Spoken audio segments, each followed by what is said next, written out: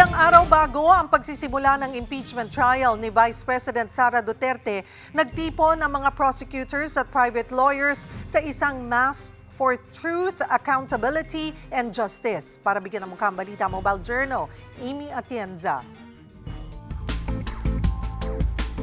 Join us as we pray for the conviction of the respondent in this impeachment trial. Yan ang naging pahayag ni House Lead Prosecutor at Batangas Representative Jervy Luistro sa isinagawang Mass for Truth, Accountability, and Justice kasama ang House Prosecution Panel at private lawyers ngayong Huwebes, July 2, ilang araw bago magsimula ang impeachment trial laban kay Vice President Sara Duterte sa Lunes, July 6. Ani Luistro, sapat ang mga ebidensya at full force ang buong panig ng prosekusyon para rito. We are very much ready. As a matter of fact, 19 Congress pa tayo naghahanda.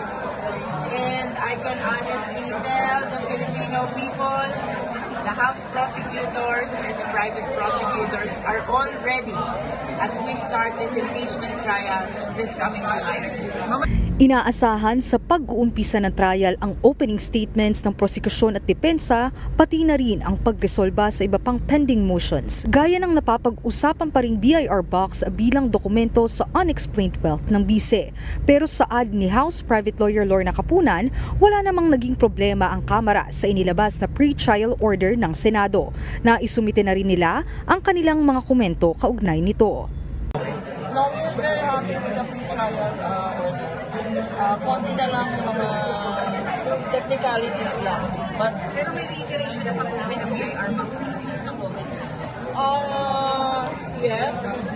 And pumayag naman, ang magandang nangyari sa pre-trial, pumayag din na tignan, markahan yung natiwagang BIR box. Nakapaloob sa pre-trial order ang allocation ng 62 trial dates sa 4 na articles of impeachment, maging ang lista ng witnesses na tetestigo para sa prosecution at defense teams. Nauna na ring nagpahayag ng kahandaan ang defense team sa pagsisimula ng paglilitis.